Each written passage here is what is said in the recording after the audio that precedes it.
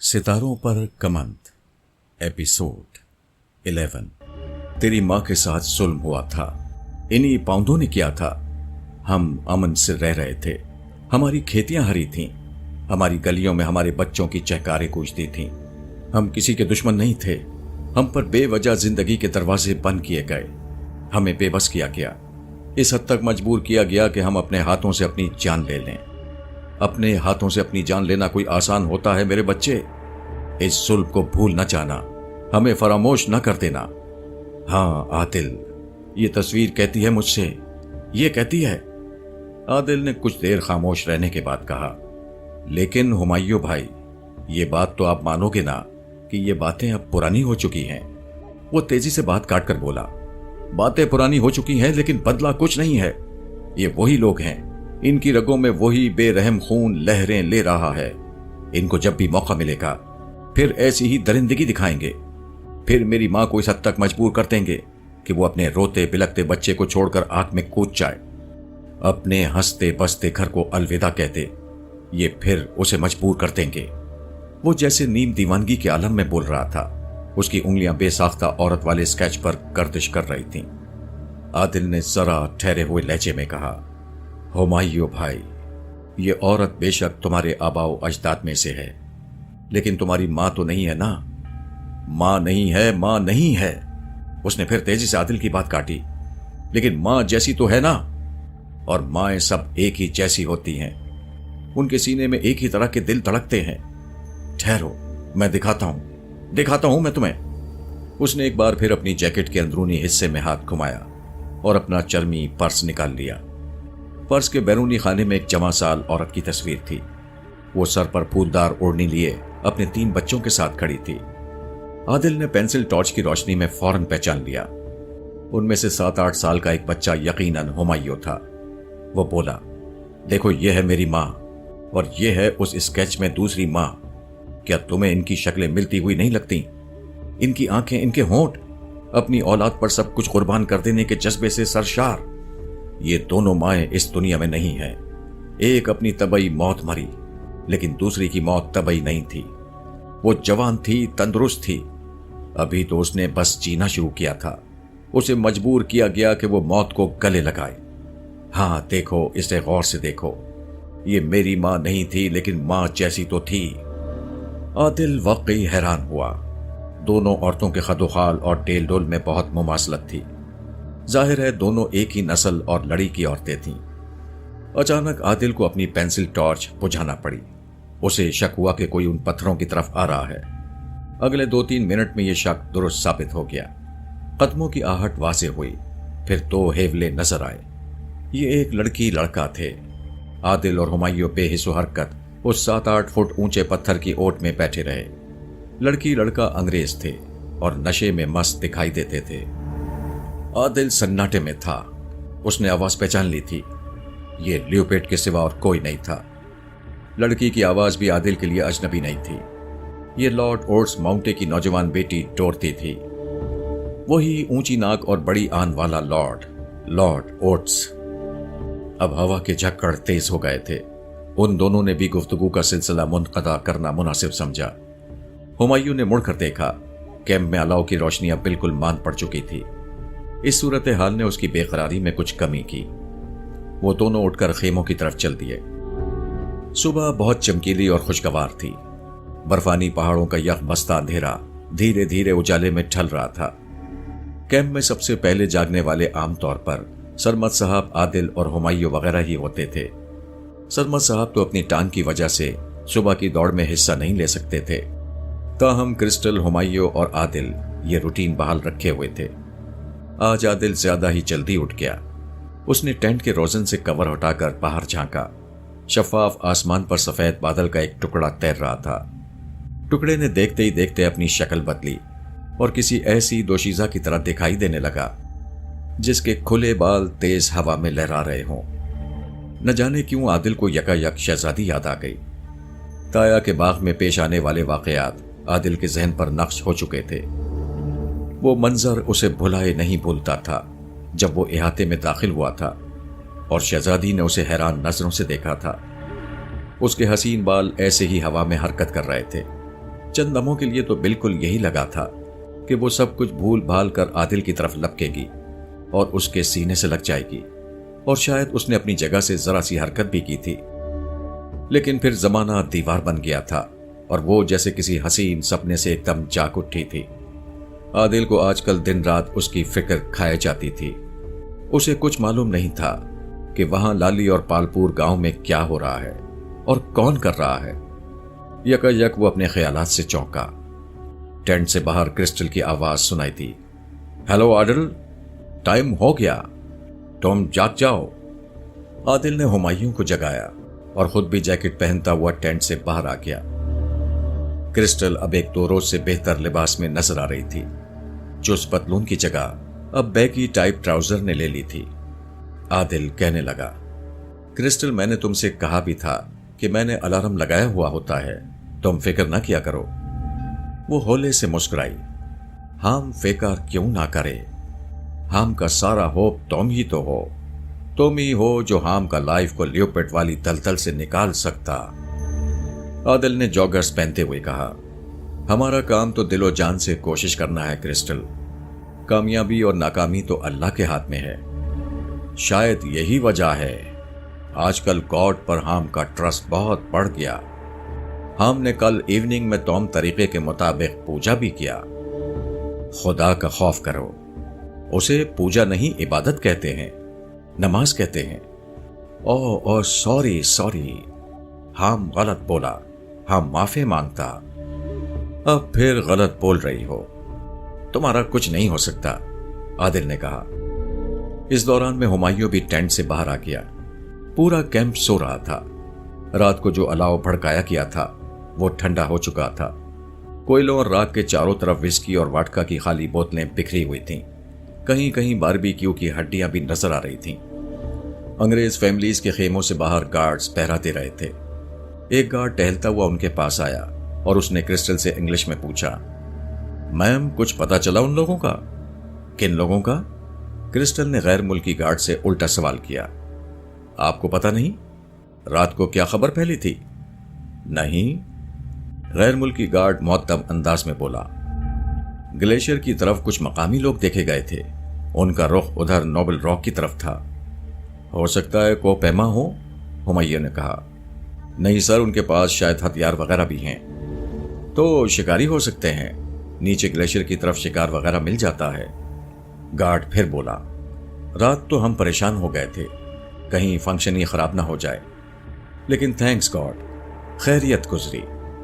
हो सकता है कि वो किसी और तरफ निकल गए हों या फिर इन्फॉर्मर को ही गलती हुई हो। कुछ देर बाद आदिल, हुमायूं और क्रिस्टल जॉगिंग के लिए रवाना हो गए। उन्होंने गार्ड की बात को ज्यादा अहमियत नहीं दी थी, मगर वो जानते थे कि ये बहुत अहम इत्तला है और इस इत्तला के हवाले से वो संगीन सूरत हाल का शिकार होने वाले हैं। संगीन और बिल्कुल गैर मुतवक्के। उन्होंने कैंप के आसपास एक नीम दायरे की शक्ल में जॉगिंग की और दौड़ लगाई। 1-1.5 घंटे की मुसलसल मुशक्कत ने यकबस्ता ठंड में भी उन्हें पसीने से शराबोर कर दिया। क्रिस्टल और हुमायूं एक जगह दम लेने के लिए बैठ गए, मगर आदिल मुसलसल भागता रहा। हर रोज अपनी जान पर कुछ मजीद सितम ढाना और अपने स्टेमिना को कुछ बढ़ाना उसकी हॉबी बन चुका था। वो हुमायूं और क्रिस्टल से तकरीबन 2 फरलांग दूर था और ये जगह ढलवान पर थी। अचानक वो ठिठक गया। उसे सफेद बर्फ पर कुछ लोग हरकत करते दिखाई दिए। वो उसकी तरफ बढ़ रहे थे। आदिल के पास टेलीस्कोप नहीं थी, वरना वो मजीद वजाहत से उन्हें देख सकता। वो गौर ही कर रहा था जब उसे बाएं जानिब बर्फीले तोतों के पीछे 100-150 फुट की दूरी पर आहटें सुनाई थीं।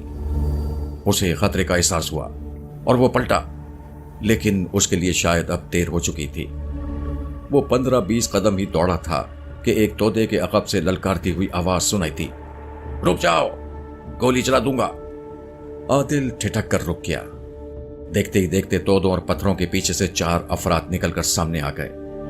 उन्होंने शलवार कमीज पर भारी भरकम जैकेट्स पहन रखी थीं। उनके चेहरे गर्म टोपियों में छुपे हुए थे। सिर्फ एक बंदा शलवार के बजाय पतलून में दिखाई देता था। उसके हाथ में छोटी नाल की रूसी राइफल साफ नजर आ रही थी। चंद ही सेकंड बाद वो लोग आदिल के सर पर पहुंच गए। शलवार कमीज वाले एक शख्स ने आदिल के सामने पहुंचकर अपने सर पर से टोपी हटाई। اس کا چہرہ دیکھ کر عادل سکتے میں رہ گیا۔ اس کے وہم و گمان میں بھی نہیں تھا کہ وہ اس شخص کو یہاں دیکھے گا۔ اس کے ذہن میں یہ بات آ ہی نہیں سکتی تھی۔ اس کے سامنے چند فٹ کی دوری پر شہزادی کا بڑا بھائی قاسم کھڑا تھا۔ اس کا چہرہ تمتما رہا تھا اور آنکھوں سے جیسے شعلے نکلنے لگے تھے۔ وہ پھنکارا، امید نہیں تھی کہ اتنی جلدی تمہاری یہ لعنتی صورت دیکھنے کو مل جائے گی۔ عادل خاموش رہا۔ اس کی سمجھ میں نہیں آ رہا تھا کہ کیا کہے اور کیا نہیں۔ قاسم نے پھر زہر فشاں لہجے میں کہا، حیران کیوں ہو گیا عادل؟ تو کیا سمجھتا تھا بہت دور نکل آیا ہے، اب کوئی مجھ تک نہیں پہنچ سکے گا؟ میں واقعی حیران ہوں، عادل نے دھیمے لہجے میں کہا۔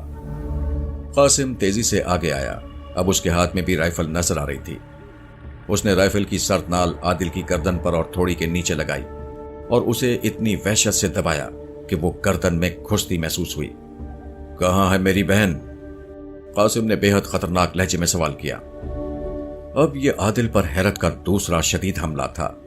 وہ گردن پر نال کا دباؤ کم کرنے کے لیے ذرا سا پیچھے ہٹا اور بولا، میری سمجھ میں نہیں آ رہا کہ تم کیا کہہ رہے ہو؟ شہزادی سے؟ عادل کا فقرہ مکمل ہونے سے پہلے ہی قاسم نے رائفل گھما کر عادل کی کن پٹی پر رسید کی۔ وہ لہراتا ہوا برف پر گرا۔ قاسم نے رائفل کی نال اس کے سینے پر رکھ دی اور اسی لہجے میں بولا، میں اپنے ہوش میں نہیں ہوں، میں اسی جگہ تجھے مار دوں گا کتے۔ مجھے بتا کہاں ہے میری بہن؟ وہ چنگھاڑا۔ عادل کے آنکھوں کے سامنے ایک برق سی لہرا گئی۔ ان لمحوں میں وہ سمجھ گیا کہ وہاں گاؤں میں وہ کون سا غیر معمولی واقعہ پیش آیا تھا جس کے بعد وہاں تہلکہ مچ گیا تھا اور تایا کے کارندوں نے ہر طرف بھاگ دوڑ شروع کر دی تھی۔ شہزادی، ہاں شہزادی کے ساتھ کچھ ہو گیا تھا۔ اگر ہو گیا تھا تو اس نے نہیں کیا تھا، پھر کس نے کیا تھا؟ اس کے سینے میں آتش سی دہکنے لگی۔ وہ لرزاں آواز میں بولا، کیا ہوا ہے شہزادی کے ساتھ؟ قاسم نے اندھا دھن اس کی پسلیوں پر ٹھوکر لگائی اور چنگھاڑا، اوے کتے کی اولاد، مجھ سے پوچھتا ہے کہ کیا ہوا اس کے ساتھ؟ بتا مجھے کہاں ہے وہ، نہیں تو اسی تھان تجھے ٹھنڈا کر دوں گا۔ گالی نے عادل کے سینے میں بھڑکتی آگ کو کچھ اور بلند کیا، لیکن اس نے خود کو سنبھالا۔ وہ اچھی طرح سمجھ رہا تھا کہ یہ لوگ ایک بڑی غلط فہمی کا شکار ہیں۔ وہ اسی طرح لیٹے لیٹے بولا، قاسم شہزادی میرے پاس نہیں ہے، میں قسم کھاتا ہوں میں نے۔ اس کے الفاظ اس کے منہ میں ہی رہ گئے۔ قاسم اور اس کے ساتھی وحشیوں کی طرح اس پر پل پڑے۔ رائفل کے کندھے، ٹھوکرے، گھونسے بے دریغ اس پر برسائے جانے لگے۔ ایک بار پھر یہ ویسا ہی منظر تھا جیسے کہ تایا کے باغ والے احاطے میں پیش آیا تھا، لیکن اس بار عادل مار کھانے اور ذلت سہنے کا ارادہ نہیں رکھتا تھا۔ اس کے سینے میں دھماکے سے ہوئے اور وہ پوری طاقت کے ساتھ پلٹ پڑا۔ اس کی زوردار ٹکر نے قاسم کے ساتھی کو رائفل سمیت نیچے نشیب میں لڑکا دیا۔ قاسم نے لاٹھی کی طرح رائفل کو استعمال کیا اور اس کے سر کو نشانہ بنانا چاہا۔ عادل نے جھک کر یہ وار بچایا اور جوابی گھونسے نے قاسم کا چوڑا تھوبڑا رنگین کر دیا۔ ایک وربا اندام شخص نے عادل کو عقب سے اپنے بازوؤں کے آہنی شکنجے میں لے لیا۔ یہی وقت تھا جب عادل کی نگاہ قدر بلندی پر ہمایوں پر پڑی۔ اس نے سب کچھ دیکھ لیا تھا اور تیزی سے عادل کی مدد کو آ رہا تھا۔ وہ کبھی بھاگتا تھا اور کبھی برف پر سلائیڈ کرتا ہوا آنن فانن موقع پر پہنچ گیا۔ وہ ایک جیدار ساتھی تھا اور اس نے یہاں یہ جیداری ثابت کی۔ اگلے 1.5-2 منٹ میں عادل اور ہمایوں نے ڈٹ کر ان چاروں کا مقابلہ کیا، لیکن وقت ان کے خلاف جا رہا تھا۔ قاسم کے مزید ساتھی جو فاصلے پر تھے بڑی تیزی سے ان کی طرف آ رہے تھے۔ وہ پہنچ جاتے تو پھر ان لوگوں کا پلڑا بہت بھاری ہو جانا تھا اور وہ بس پہنچا ہی چاہتے تھے۔ قاسم کے فربا اندام ساتھی کے ہاتھ میں اب تیز دھار چاقو نظر آ رہا تھا۔ یہ فربا اندام شخص دراصل وہی ملازم انور تھا جس نے گاؤں میں یہ جھوٹ بولا تھا کہ عادل اسے گن پوائنٹ پر باغ والے احاطے میں لایا تھا۔ اس نے عادل پر چاقو کے 2 اندھا دھند وار کیے۔ عادل نے دائیں بائیں جھک کر یہ وار بچائے۔ اس کی چیتے جیسی سبک کمر اس کی بے پناہ پھرتی میں اس کی معاون تھی۔ فربا اندام انور کو پتہ ہی نہیں چلا کہ کب اس کا بازو عادل کی آہنی گرفت میں چلا گیا۔ عادل نے یہ بازو اتنی وحشت سے مروڑا کہ اس کے ٹوٹنے کی آواز دور تک سنائی دی۔ انور بھیانک آواز میں چلایا۔ اس کا چاقو اب عادل کے ہاتھ میں تھا۔ ایک شخص نے عادل پر سیدھا فائر کیا۔ 7 mm کا یہ فائر عادل کے کندھے کو چھوتا ہوا نکل گیا۔ قاسم کے سب ساتھی اب بس پہنچنے ہی والے تھے۔ عادل نے ہوا میں جست کی اور سیدھا قاسم پر آیا، جو اپنی گری ہوئی رائفل اٹھانے کے لیے لپک رہا تھا۔ عادل نے کسی جنگلی چیتے ہی کی طرح اسے عقب سے دبوچا اور چاقو کا پھل اس کی شہرک سے لگا دیا۔ خبردار، خبردار! وہ تھڑا، کوئی آگے نہ آئے۔ قاسم کے تازہ دم ساتھیوں کے تیور بہت خطرناک تھے، لیکن قاسم کو عادل کے شکنجے میں دیکھ کر وہ جہاں کے تہاں رک گئے۔ عادل کسی جونک کی ہی طرح قاسم سے چمٹ گیا تھا اور اسے کسمسانے کی گنجائش بھی نہیں دے رہا تھا۔ وہ ایک بار پھر دھاڑا، کوئی آگے بڑھا تو کاٹ دوں گا اسے، کاٹ دوں گا اسے۔ وہ واقعی مارنے اور مر جانے کے موڈ میں تھا۔ ہمایوں نے لپک کر قاسم کی گری ہوئی رائفل اٹھائی اور الٹے قدموں چل کر عادل کے شانہ بشانہ کھڑا ہو گیا۔ فربا اندام انور کا بازو اس بری طرح ٹوٹا تھا کہ ٹوٹی ہوئی ایک ہڈی اس کی جیکٹ کی آستین پھاڑ کر باہر نکل آئی تھی۔ لہو کے قطرے سفید برف پر گر رہے تھے۔ قاسم کے بعد میں آنے والے ساتھیوں میں طراز قد ناصر کو عادل نے صاف پہچان لیا۔ اسے دیکھتے ہی عادل کے غیظ و غضب میں اضافہ ہو گیا۔ وہ قاسم کو اپنے ساتھ گھسیٹتا ہوا چند قدم مزید پیچھے لے گیا۔ اس کے ساتھ ہی اس نے ہمایوں سے کہا، واکی ٹاکی ہے نا تمہارے پاس؟ کال کرو سرمد صاحب کو۔ ہمایوں نے ایک ہاتھ اپنی جیکٹ میں ڈالا اور واکی ٹاکی نکال لیا، لیکن کال کرنے کی نوبت ہی نہیں آئی۔ قاسم کے بعد میں آنے والے ساتھیوں سے غلطی ہو چکی تھی۔ چند منٹ پہلے انہوں نے عادل اور ہمایوں کو ڈرانے کے لیے کئی ہوائی فائر کر دیے تھے۔ اس فائرنگ کی آواز کیمپ تک پہنچ چکی تھی۔ عادل نے مڑ کر دیکھا، اوپر بلندی پر برف کی سفید چادر تھی اور اس چادر پر حرکت کرتے ہوئے درجنوں افراد تیزی سے نیچے آ رہے تھے۔ یہ کیمپ کے لوگ تھے۔ اگلے 3-4 منٹ کافی تناؤ والے تھے۔ قاسم عادل کی نہایت سخت گرفت میں تھا۔ پھلدار چاقو اس کی چربی دار گردن سے لگا ہوا تھا۔ عادل اپنے ہاتھ کا ذرا سا دباؤ بڑھاتا تو شہرک کٹنے کا عمل شروع ہو سکتا تھا۔ وہ بار بار قاسم کے ساتھیوں کو خبردار بھی کر رہا تھا کہ ان کی کسی مہم جوئی کا انجام کیا ہو سکتا ہے۔ دراز خط ناصر کو دیکھنے کے بعد عادل کی وحشت میں کچھ اور اضافہ ہو گیا تھا، اور اس کا دیوانگی آمیز لہجہ بتا رہا تھا کہ وہ جو کہہ رہا ہے کر گزرے گا۔ قاسم اس کا تیازات تھا، لیکن فی الوقت وہ صرف اور صرف ایک دشمن تھا، جس سے رعایت کرنے کا مطلب خود کو موت کے منہ میں دھکیلنا تھا۔ اور پھر عادل اور ہمایوں کے مددگار پہنچ گئے۔ یہ کیمپ کے درجنوں ملکی اور غیر ملکی گارڈز تھے۔ دیگر لوگ بھی تھے، جن میں لارڈ اورز اور کرسٹل وغیرہ بھی تھے۔ صورتحال بھاپنے کے بعد گارڈز نے ناصر اور اس کے قریباً 1 درجن ساتھیوں کو چاروں طرف سے گھیر لیا اور 1-2 منٹ کے اندر ہتھیار ڈلوانے پر مجبور کر دیا۔ ان کے پاس 5 عدد رائفلیں تھیں، جن میں سے ایک پہلے ہی ہمایوں کے قبضے میں آ چکی تھی۔ باقی ہتھیاروں میں 2 پستول اور 2 چاقو شامل تھے۔ رائفلوں کی کم و بیش 1500 راؤنڈ بھی برآمد ہوئے۔ صاف پتہ چلتا تھا کہ یہ لوگ بڑی تیاری سے یہاں پہنچے ہیں۔ ان کے ساتھ بشارت اور مدثر نامی 2 ماہر گائیڈز بھی تھے۔ انور کا بازو اس بری طرح ٹوٹا تھا کہ اب وہ تکلیف کی شدت سے نیم بے ہوش ہو چکا تھا۔ اسے ایک ٹٹو پر بٹھا کر کیمپ پہنچایا گیا۔ باقی لوگ رائفلوں کے نرغے میں پیادہ پہنچے۔ ان میں سے قاسم اب بھی غیظ و غضب کا مظاہرہ کر رہا تھا اور عادل کو خوفناک نتائج کی دھمکیاں دے رہا تھا۔ عادل کی درخواست پر لارڈ اورس نے قاسم کے ہاتھ پشت پر بندھوا دیے تھے۔ کیمپ میں سرما صاحب بڑی بے قراری سے انتظار کر رہے تھے۔ وہ ناصر اور قاسم کو شکلوں سے جانتے تھے۔ انہیں یہاں اس برفزار میں دیکھ کر وہ دنگ رہ گئے۔ عادل اور ہمایوں نے سرمد صاحب کو مختصر الفاظ میں سارا واقعہ کہہ سنایا۔ یقیناً یہ سب کچھ سرمد صاحب کے لیے بھی حیران کن تھا، خاص طور سے جو کچھ شہزادی کے حوالے سے کہا گیا تھا وہ تو ناقابل یقین تھا۔ شہزادی والی بات تو بالکل سمجھ میں نہیں آ رہی، ہمایوں نے کہا، لیکن میری سمجھ میں اب آنے لگی ہے، عادل نے جذباتی لہجے میں کہا۔ مالکان زادہ؟ سرمد صاحب نے سوالیہ انداز میں کہا۔ جی سر، اسی خبیث نے پہلے لاہور سے صادق کو اٹھوایا اور پھر اسی کی مدد سے میرے گاؤں تک اور مامو طفیل کے گھر تک پہنچا۔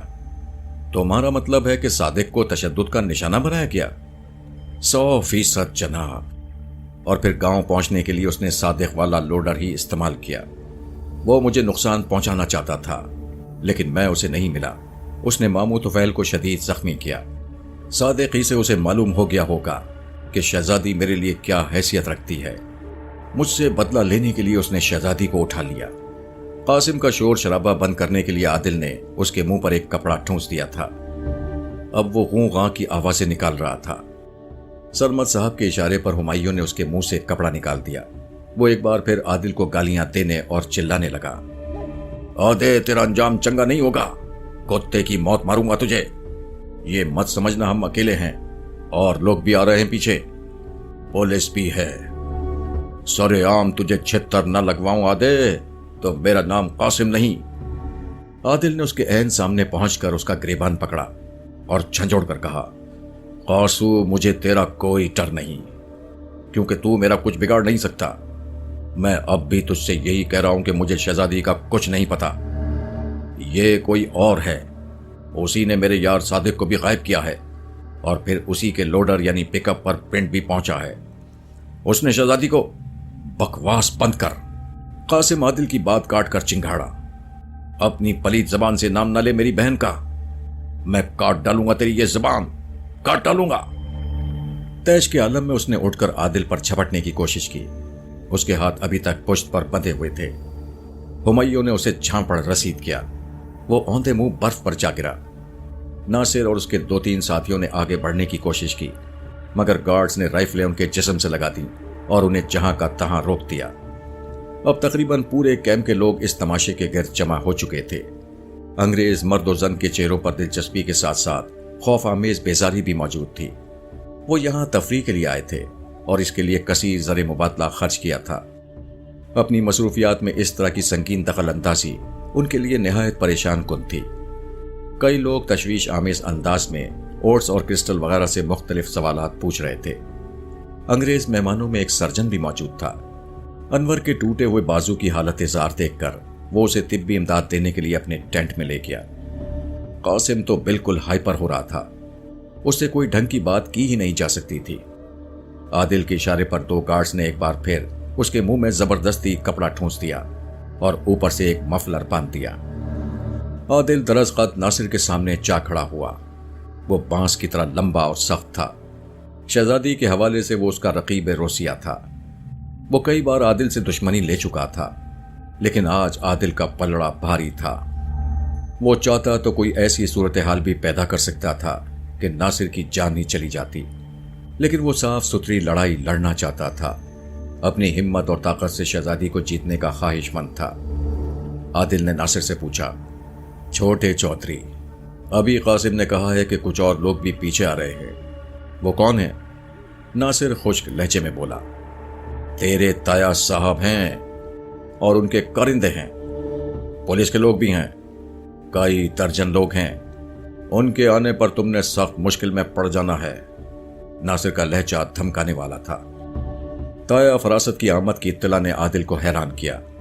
بہرحال وہ صاف محسوس کر رہا تھا کہ ناصر ہمیشہ کی طرح سچ نہیں بول رہا ہے، انہیں ڈرانے کی کوشش کر رہا ہے۔ عادل نے تایا فراست کے کارندوں میں سے اس مشتاق نامی شخص کو منتخب کیا جس نے باغ والی لڑائی میں لیڈنگ رول ادا کیا تھا اور عادل کو برہنہ کرنے کی کوشش کی تھی۔ عادل اسے گریبان سے دبوچ کر خیمے کے پیچھے لے گیا۔ پستول اس کے ہاتھ میں تھا۔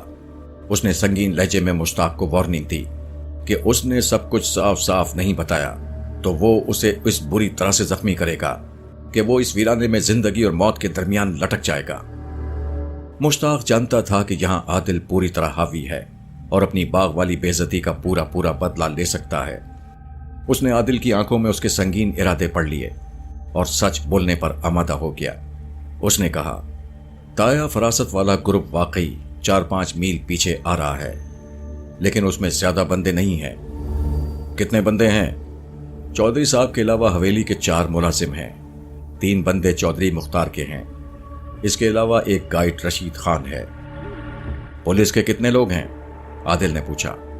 پولیس کے صرف 2 کانسٹیبل ہیں اور وہ سادہ لباس میں ہیں۔ ہتھیار کتنے ہیں ان لوگوں کے پاس؟ میرا خیال ہے کہ 2 رائفلیں اور 1 پستول ہے۔ کوئی واکی ٹاکی بھی ہے ان لوگوں کے پاس؟ آہو، گائیڈ رشید خان کے پاس ہے واکی ٹاکی۔ ابھی واکی ٹاکی کی بات ہوئی ہی تھی کہ واکی ٹاکی کا سگنل آ گیا۔ یہ سگنل گائیڈ مدثر کے پاس موجود واکی ٹاکی پر آیا تھا۔ عادل نے مشتاق کی طرف سے توجہ ہٹائی اور گائیڈ کے پاس پہنچ گیا۔ پستول ہمایوں کے ہاتھ میں تھا۔ اس نے گائیڈ مدثر کو وارننگ دی کہ وہ اپنے کسی ساتھی کو یہاں کی صورتحال کے بارے میں کچھ نہیں بتائے گا۔ مدثر نے واکی ٹاکی پر کال ریسیو کی۔ دوسری طرف غالباً دوسرا گائیڈ رشید خان ہی تھا۔ وہ بولا، مدثر بڑی خاص خبر ہے۔ کہاں ہو تم لوگ؟ ہم چھوٹے گلیشیئر سے 2-2.5 میل آگے نکل آیا ہے۔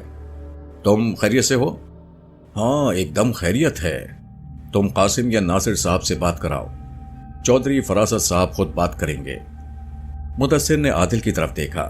عادل نے مدثر کو اشارہ کیا کہ وہ واکی ٹاکی ناصر کو تھما دے۔ قاسم شور مچانے کی کوشش کر رہا تھا، لیکن کپڑے کی وجہ سے آواز اس کے گلے کے اندر ہی گونج رہی تھی۔ ہیلو، کون؟ دوسری طرف سے تایا فراست کی آواز سنائی دی اور عادل کی دھڑکنیں تیز ہو گئیں۔ میں ناصر بول رہا ہوں تایا جی، ناصر نے پھنسی پھنسی آواز میں کہا۔ پتر جی، بڑی خوشی کی خبر ہے، دھی رانی مل گئی ہے، ابھی تھوڑی دیر پہلے ملی ہے، بالکل ٹھیک ٹھاک ہے۔ قاسو کہاں ہے؟ اسے بلاؤ۔ تایا فراست کی آواز خوشی سے کانپ رہی تھی۔ دھی رانی سے تایا فراست کی مراد یقیناً شہزادی ہی تھی۔ ناصر اور قاسم وغیرہ تو حقہ بکا تھے ہی، عادل بھی ششدر تھا۔ واقعات تیزی سے رونما ہو رہے تھے۔ ناصر نے لرزتی ہوئی آواز میں پوچھا، یہ کیسے ہوا تایا جی؟ کہاں ہے شہزادی؟ میرے پاس ہی ہے، ابھی تو بس روندی ہی چلی جا رہی ہے۔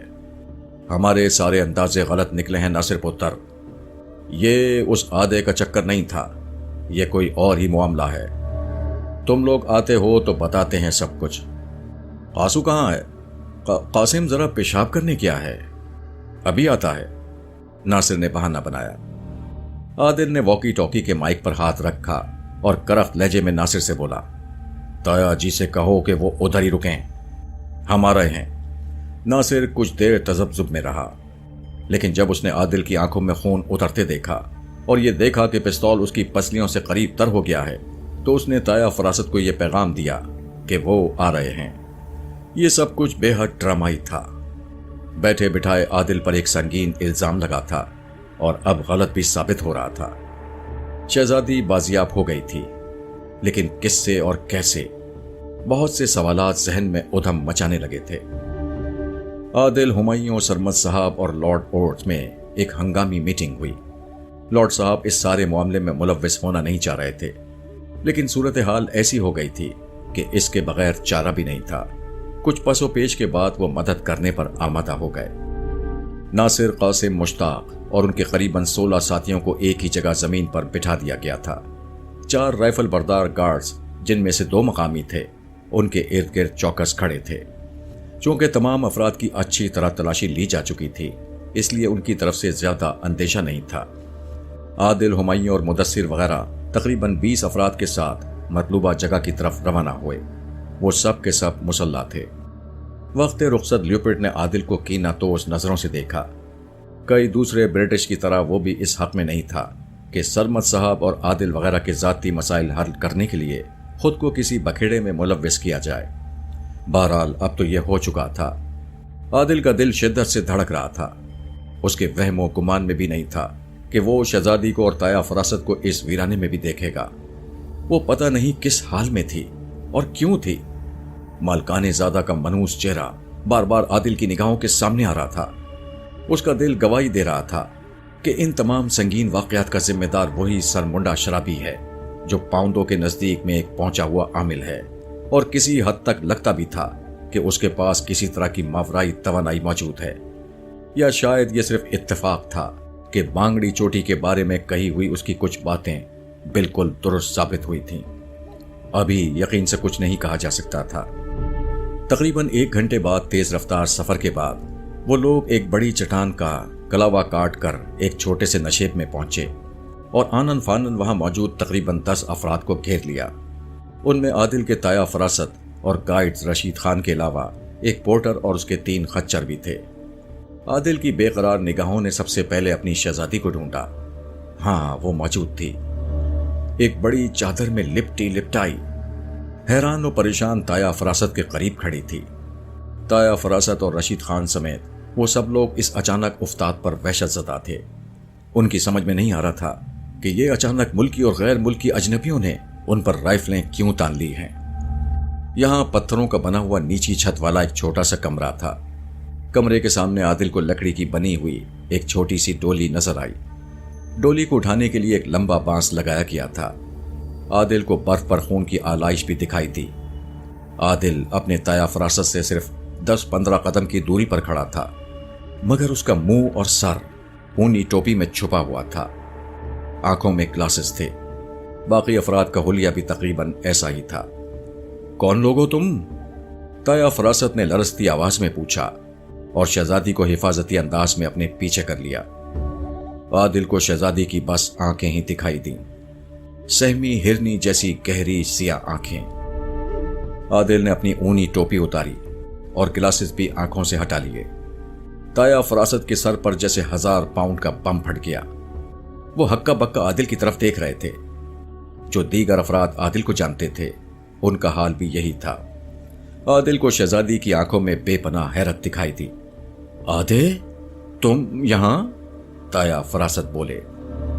जी ताया जी, आदिल ने ठहरी हुई आवाज में कहा। आप बिल्कुल परेशान ना हो, ये लोग अपने ही हैं, कोई नुकसान नहीं पहुंचाएंगे। हमें बस ये डर था कि आपके साथ आने वाले कहीं घबराहट में फायर वगैरह ना कर दें। ताया खुद को मुसलसल हैरत के शदीद धचकों से संभलने की कोशिश कर रहे थे।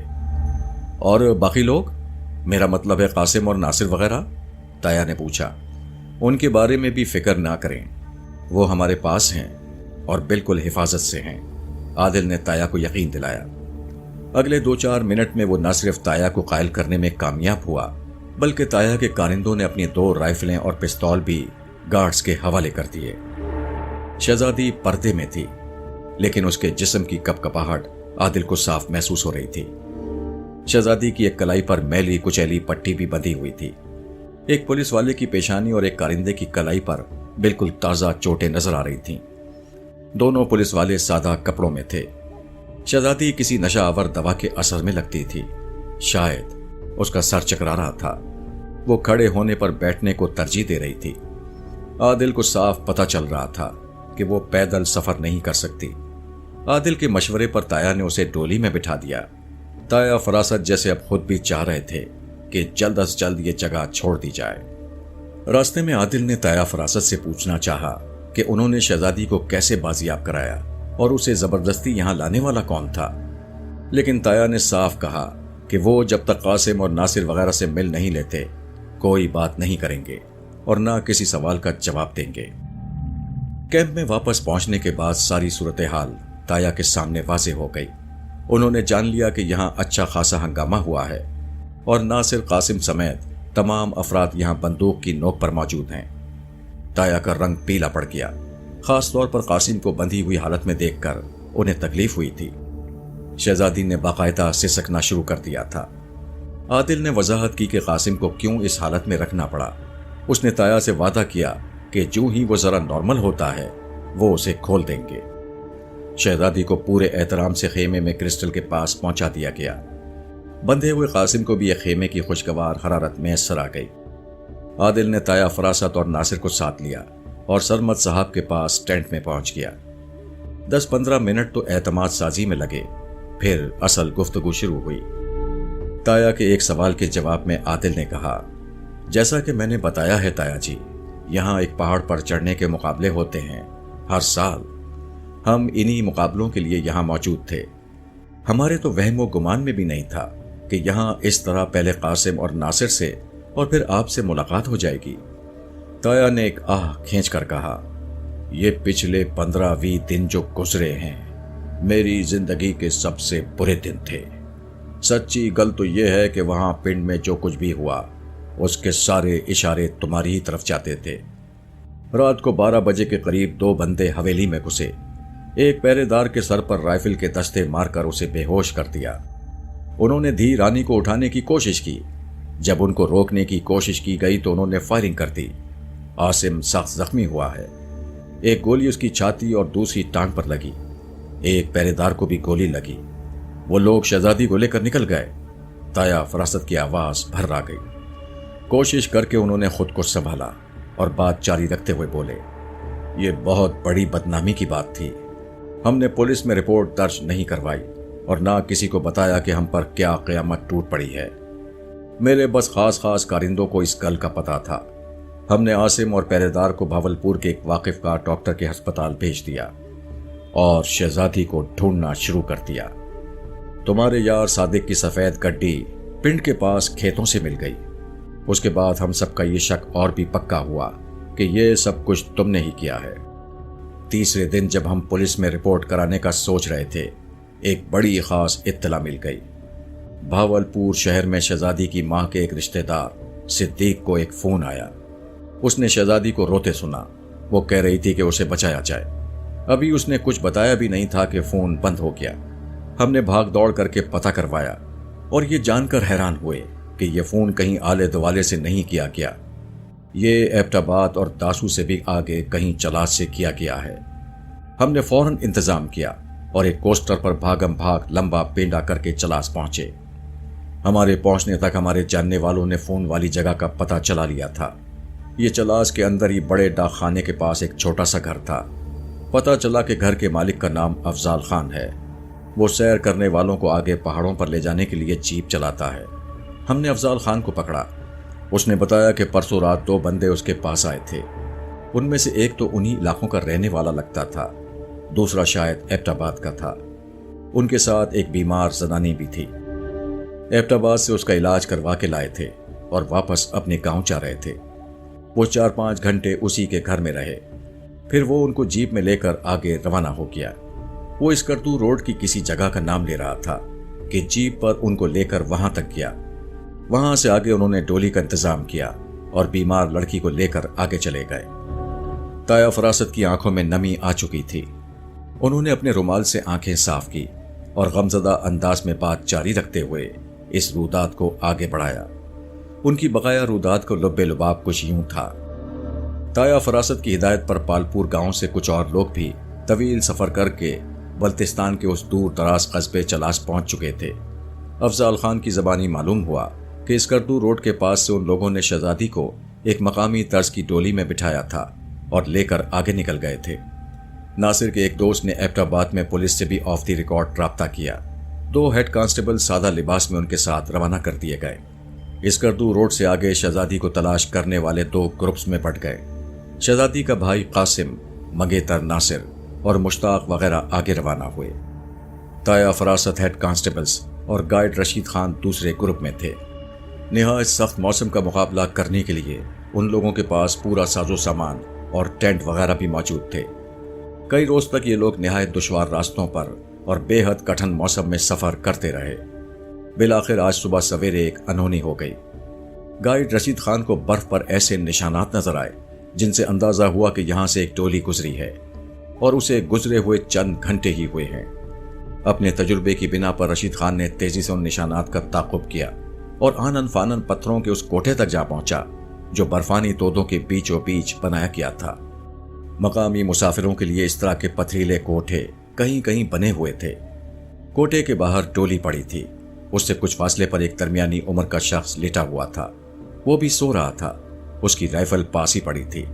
تایا فراست اور ان کے ساتھیوں نے سب سے پہلے یہ رائفل قبضے میں لی۔ رائفل کے بہت سے راؤنڈ اور پستول کی گولیاں بھی انہوں نے قبضے میں لے لیں۔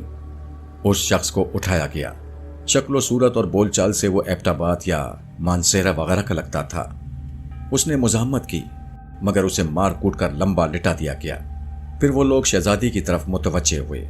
وہ نیم بے ہوش تھی۔ جب وہ لوگ اسے ہوش میں لانے کی کوشش کر رہے تھے، درمیانی عمر والے اس شخص کو موقع مل گیا۔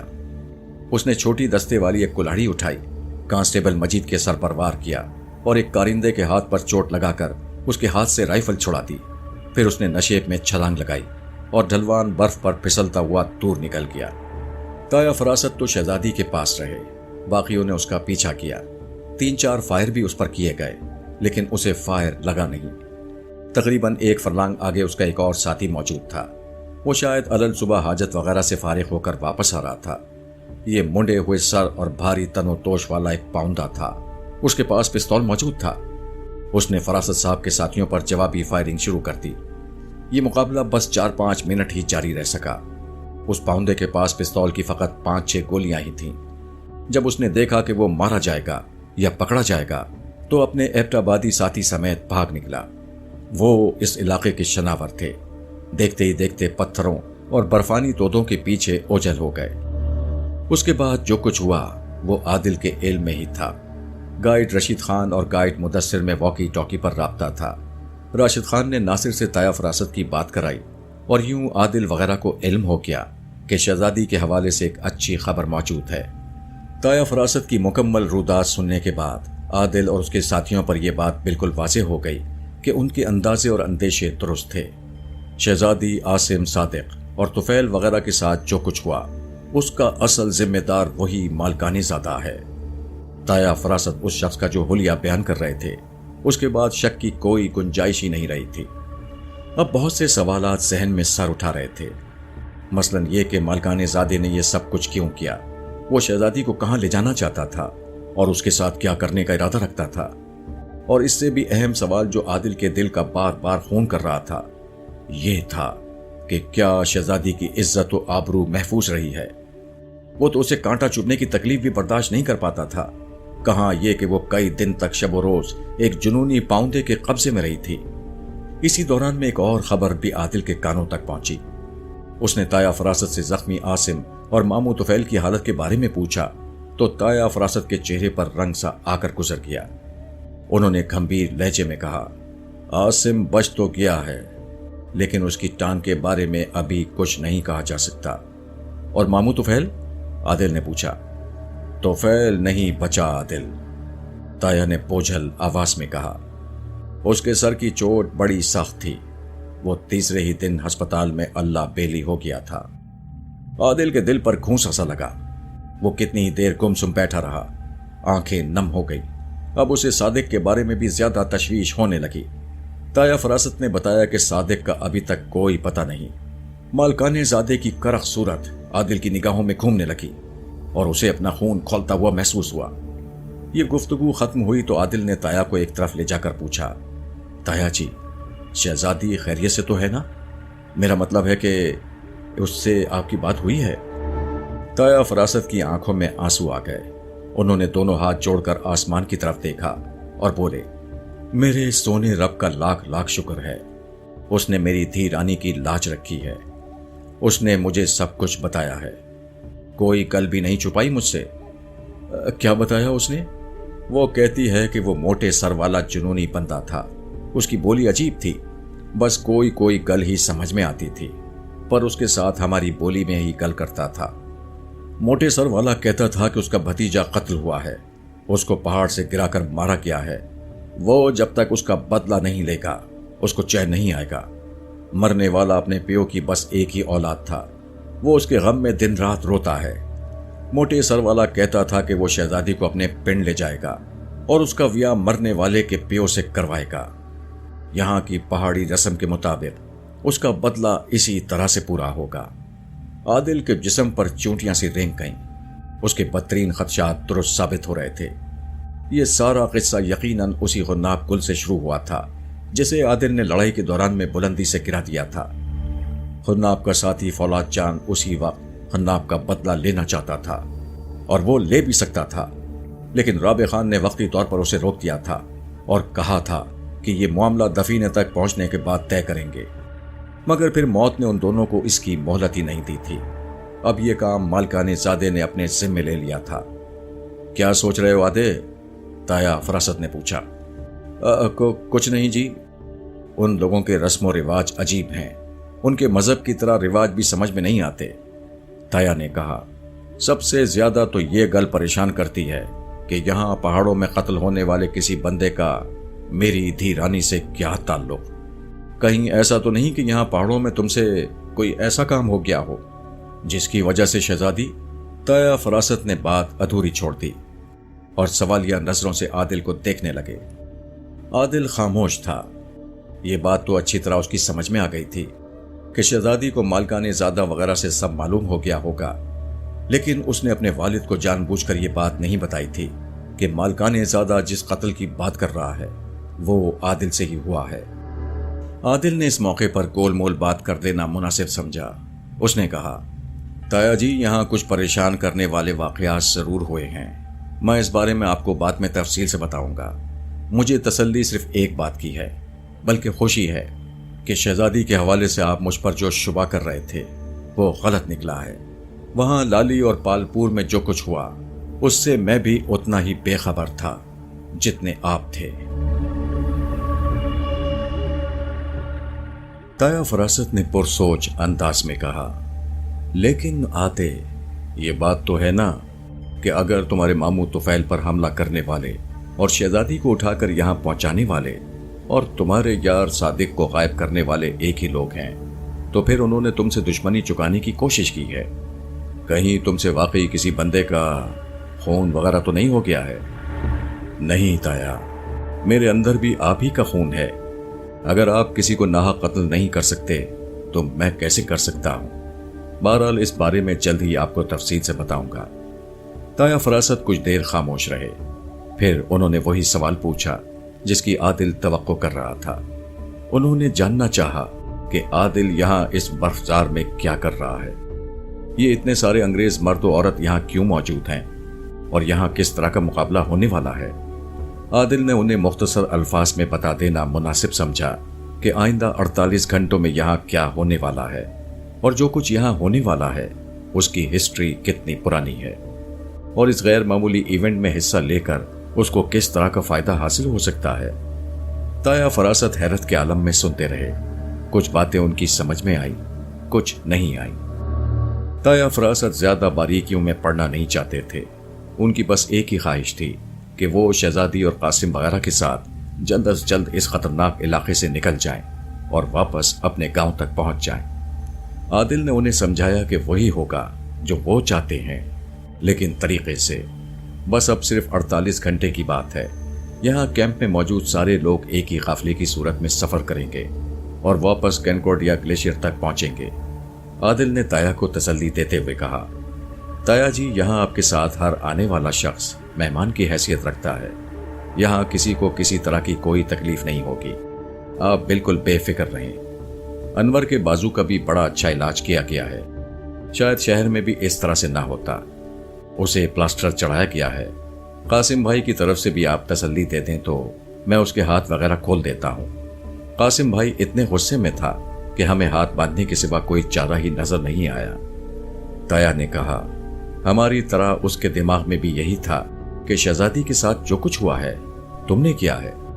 اب اس گل کا فیصلہ تو ہو گیا ہے، اب قاسم کو بھی یہ گل سمجھ میں آ جائے گی، میں اسے جا کر سمجھاتا ہوں، وہ اب کسی طرح کا غصہ نہیں دکھائے گا۔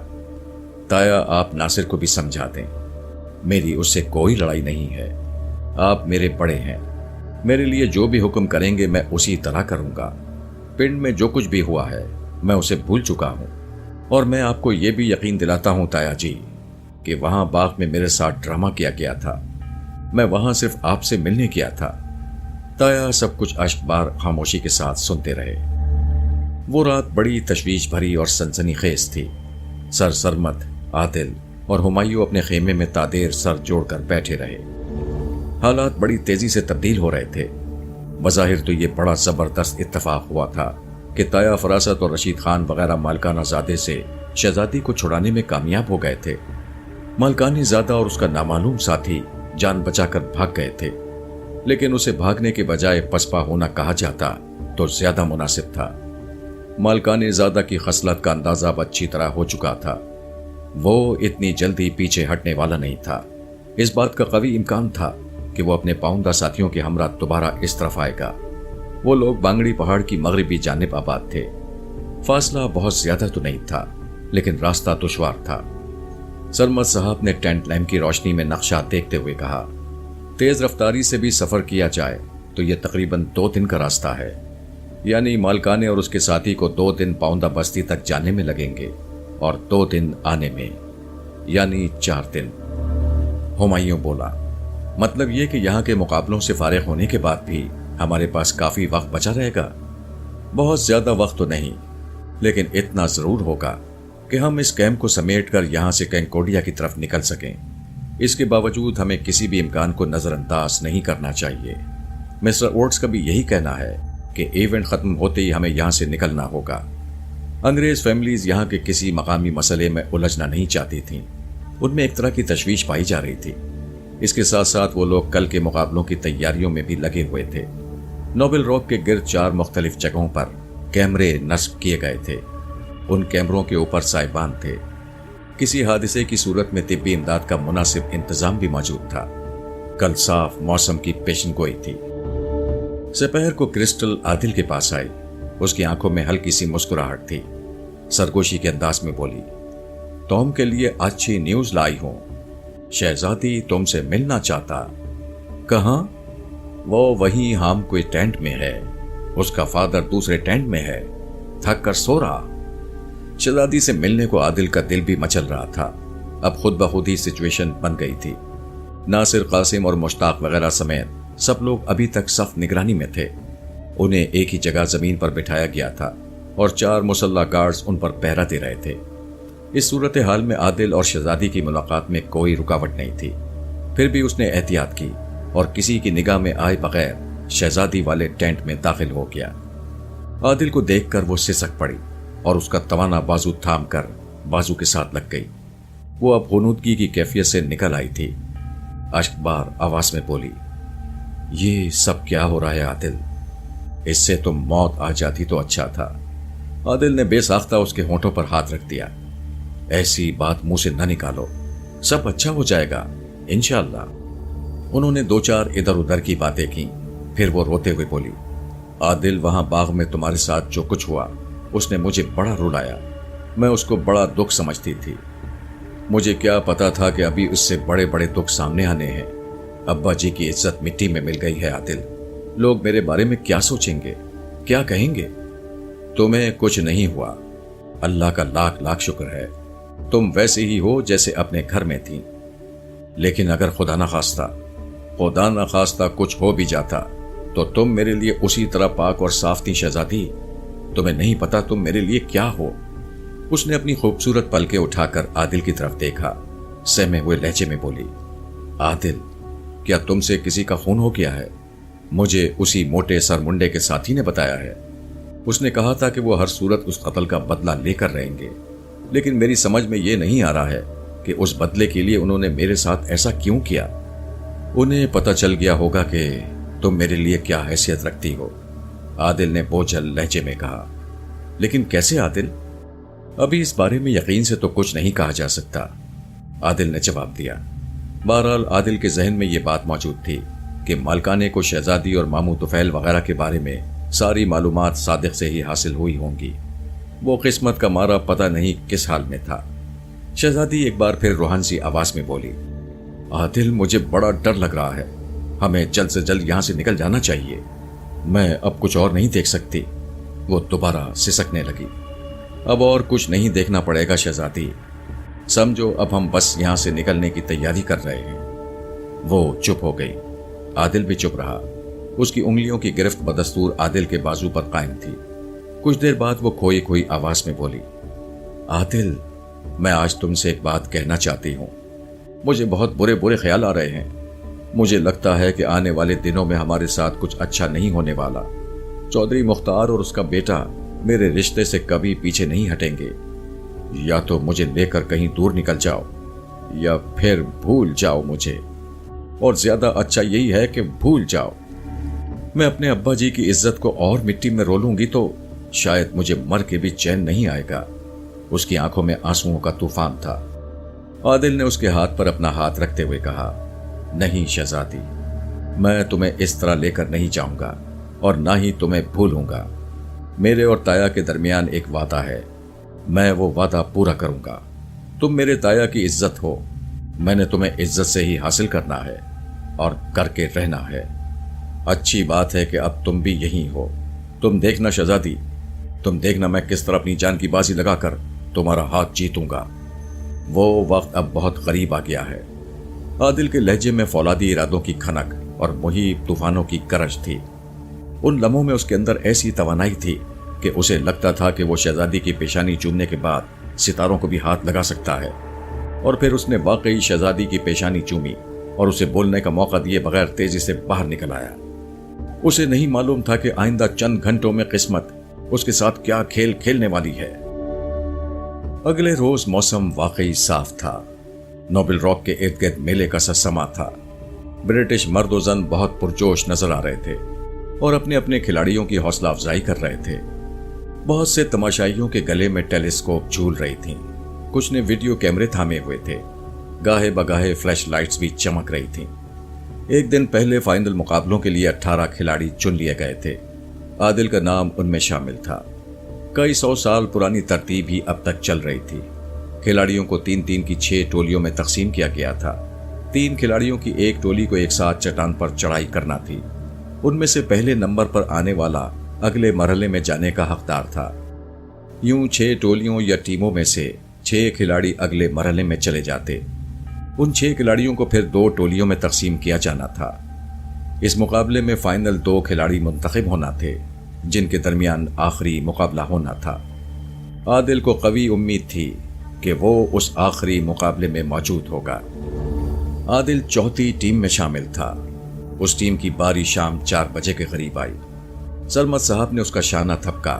اپنی پلاسٹر شدہ ٹانگ کے باوجود وہ ہمہ وقت اس کی کوچنگ اور حوصلہ افزائی میں مصروف رہتے تھے۔ عادل نے دور اس سرخ ٹینٹ کی طرف دیکھا جہاں شہزادی موجود تھی۔ اسے یہی لگا کہ جیسے آج وہ پھر شاہ نوالہ کے میلے میں ہے اور کھجور کے تنوں پر چڑھائی کرنے والا ہے۔ دور ایک رنگ برنگے تانگے کے گرد ریشمی پردے تنے ہیں اور اس کی شہزادی ان پردوں کے اندر سے اس کو دیکھ رہی ہے۔ اس کے جسم میں نیا ولولہ بھر گیا۔ کلائمبنگ شروع ہوئی۔ آغاز میں تھامس نامی برٹش نوجوان آگے نکل گیا، لیکن 500-600 فٹ کی چڑھائی کے بعد عادل نے اسے چا لیا اور اس سے لیڈ لے لی۔ یہ لیڈ عادل نے آخر وقت تک برقرار رکھی۔ چوٹی پر کھڑے ریفریز نے اسے سٹاپ واچ دکھائی۔ عادل کا ٹائم تھا 48 منٹ اور یہ کافی اچھا ٹائم تھا۔ اب وہ ان 6 خوش قسمت کھلاڑیوں میں شامل ہو چکا تھا جنہیں اگلے روز دوپہر سے پہلے کلائمبنگ میں حصہ لینا تھا۔ لیوپرڈ بھی ان 6 کھلاڑیوں میں جگہ بنا چکا تھا۔ عادل کے لیے خوشی کی بات یہ تھی کہ اس کا ٹائم لیوپرڈ کے ٹائم سے تقریباً 3 منٹ کم تھا۔ سرمد صاحب کے حکم پر کرسٹل نے عادل کی فزیو تھراپی کی تاکہ اس کے کندھے اور بازو مشقت کے لیے تیار ہو جائیں۔ کرسٹل اسے ٹینٹ میں لے گئی۔ نیکر کے سوا اس کے سارے کپڑے اتار دیے اور اس کے رگوں پٹھوں کی خوب مالش کی۔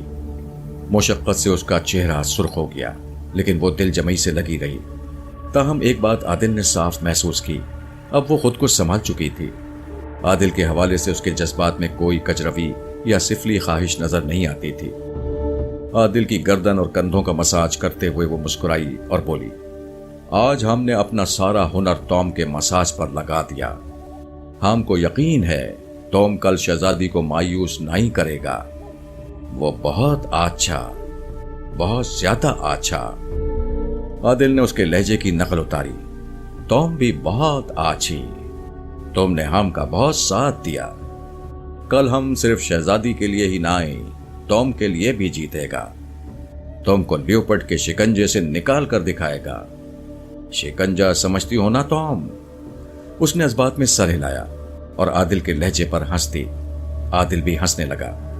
ہنستے ہوئے اس کی پسلیوں کے نیچے ہلکی سی ٹیس اٹھی، لیکن اس نے زیادہ غور نہیں کیا۔ کچھ دیر بعد جب وہ سرمد صاحب کی ہدایت کے مطابق لیٹنے کے لیے سلیپنگ بیگ میں گھسا تو اسے لگا کہ معدے کی جگہ پر ہلکا درد ہو رہا ہے۔ اس نے درد کو نظر انداز کرنے کی کوشش کی، مگر وہ اپنی جگہ موجود تھا اور بڑھ رہا تھا۔ 1 گھنٹے کے اندر یہ کیفیت ہو گئی کہ عادل کروٹ پر کروٹ بدلنے لگا۔ اس نے یاد کرنے کی کوشش کی کہ اس نے کیا کھایا تھا۔ ہمایوں نے اس کی کیفیت کو بھانپا اور پوچھا، کیا بات ہے عادل؟ کچھ بے آرام لگ رہے ہو؟ نہیں، کوئی خاص بات نہیں ہے۔ تم سینہ مل رہے تھے، جلن وغیرہ تو محسوس نہیں ہو رہی؟ ہاں، کچھ لگ رہا ہے۔ ہمایوں اٹھ کر بیٹھ گیا اور لیمپ کی روشنی تیز کی۔ کھانا تو ہمارے ساتھ ہی کھایا تھا تم نے، اور اس کے بعد تو کوئی چیز نہیں کھائی تھی؟ نہیں، عادل نے کہا۔ پھر جیسے اسے یاد آیا، 3 لڑکوں کی ٹولی میں اول آنے کے بعد جب وہ نیچے اترا تھا اور سب خوشی کا اظہار کر رہے تھے تو اس نے کچھ پیا تھا۔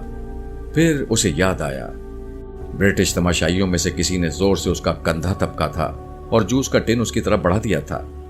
اس کے جسم میں چونٹیاں سی رینگ گئی۔ اس کے دل نے گواہی دی کہ اس سے وہی غلطی ہو چکی ہے جس سے کرسٹل نے اور سرمد صاحب نے اسے بار بار خبردار کیا تھا۔ اس جوس کے سوا اور کیا چیز ہو سکتی تھی جو اب اس کے معدے میں باقاعدہ خنجر چلانے لگی تھی؟ بے شک وہ جوس ٹن پیک تھا اور सील पैक था, लेकिन करने वाले क्या नहीं कर लेते।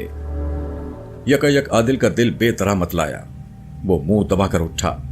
हुमायूं ने फौरन आगे बढ़कर वॉमिटिंग बैग उसके सामने किया। आदिल ने उसमें क़ह की। एक बार यह सिलसिला शुरू हुआ तो बढ़ता चला गया।